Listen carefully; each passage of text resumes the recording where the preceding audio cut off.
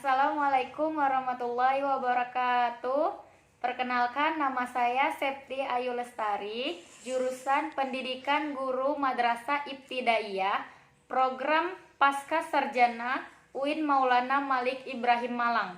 Baiklah teman-teman semua, langsung saja di sini pada kesempatan kali ini saya akan mempresentasikan makalah saya yang berjudul Total Quality Management dan implementasinya dalam dunia pendidikan.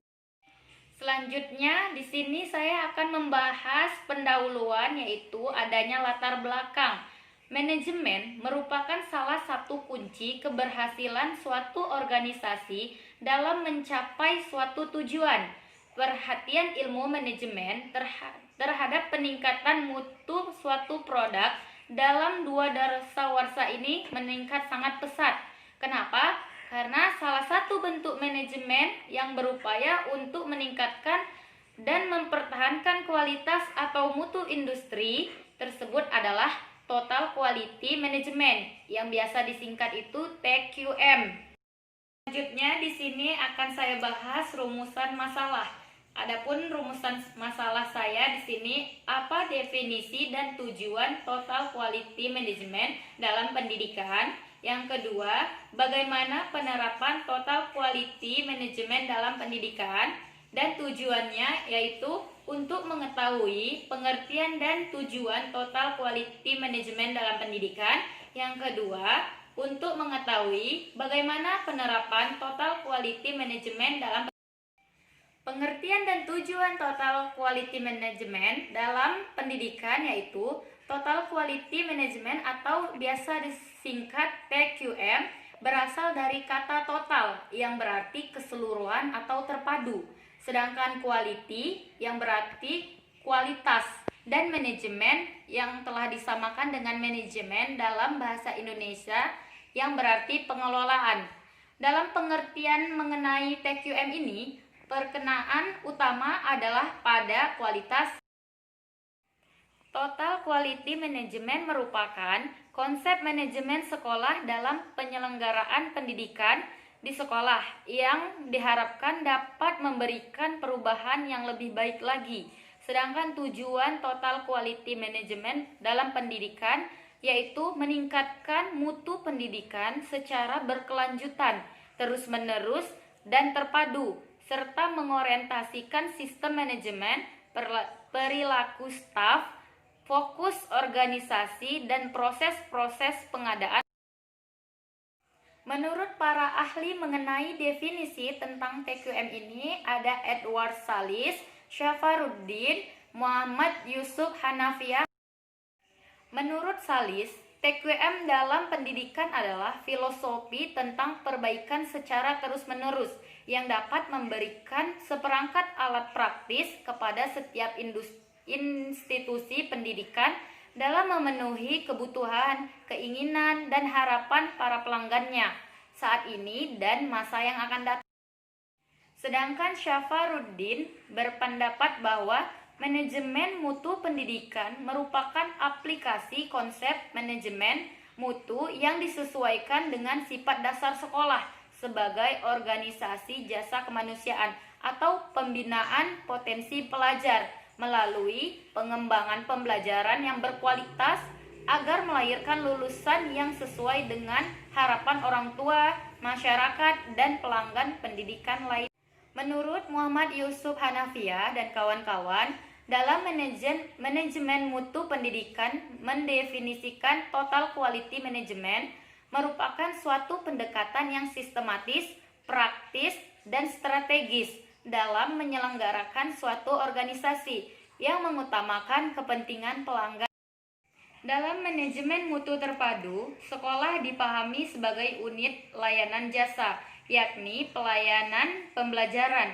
Sebagai unit layanan jasa yang dilayani sekolah itu adalah pelanggan internal yang terdiri dari guru, pustakawan, laboran, teknisi, dan tenaga administrasi.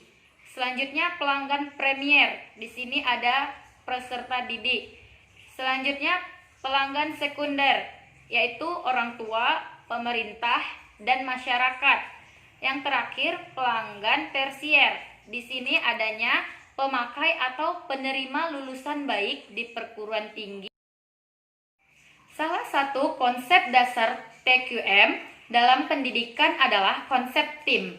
Artinya, para anggota organisasi pendidikan dan satuan pendidik bekerja sama dalam kelompok-kelompok kecil untuk satu tujuan yang ditetapkan dengan fokus kualitas pelanggan pelajar yang berimplikasi pada kualitas lulusan sebagai produk dari pendidikan.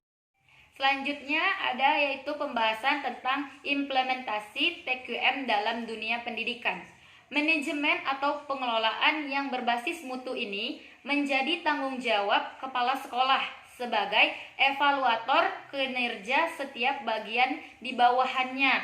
Pada lembaga perguruan tinggi dan beberapa sekolah negeri atau swasta yang sudah maju, dibentuk suatu badan atau unit yang secara khusus menangani mutu organisasi yang biasa disebut itu lembaga penjamin mutu. Di sisi lain, pemerintah juga telah merumuskan acuan standar nasional pendidikan atau SNP yang tercantum dalam UU Sisdiknas pasal 3, di mana standar nasional pendidikan terdiri dari standar isi, proses, kompetensi lulusan, tenaga kependidikan, sarana dan prasarana, pengelolaan, pembiayaan, dan standar evaluasi atau standar penilaian. Jadi, kepala sekolah dengan lembaga penjaminan mutu dapat mengacu pada SNP ini dalam menjalankan manajemen mutu di lembaga pendidikan. Mengadopsi konsep TQM pada lembaga pendidikan justru merupakan suatu keharusan.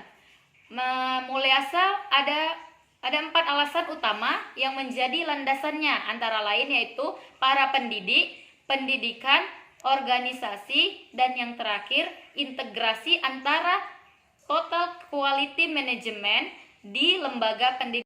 Mengimplementasikan TQM di lembaga pendidikan, kita tidak boleh meninggalkan 5 pilar yang sangat menentukan tegaknya organisasi kelembagaan dalam rangka menghasilkan produk yang berkualitas. 5 pilar TQM dalam pendidikan ini yaitu yang pertama produk, proses, organisasi, pemimpin, dan komitmen. Tokoh yang mengutarakan 5 pilar ini yaitu adalah Bill Gates. 5 pilar utama total quality management di sini adalah yaitu adanya produk yang dihasilkan. Yang kedua, proses yang dilakukan dalam menghasilkan produk, dan yang ketiga, organisasi yang digerakkan oleh seseorang. Yang keempat, pemimpin serta adanya komitmen di antara para pemimpin di dalam suatu organisasi tersebut. Jadi, 5 pilar di sini saling berkaitan atau berkesinambungan. Dalam dunia pendidikan, konsep TQM ini dapat diimplementasikan dengan beberapa fase teoretik sebagaimana klasifikasi yang disampaikan oleh Gotch dan Davis, yaitu pertama adanya fase persiapan, yang kedua fase perencanaan, dan yang ketiga fase pelaksanaan. Demikianlah pemaparan dari makalah saya. Lebih dan kurang saya mohon maaf. Terima kasih kepada teman-teman atas perhatiannya. Saya akhiri. Assalamualaikum warahmatullahi wabarakatuh.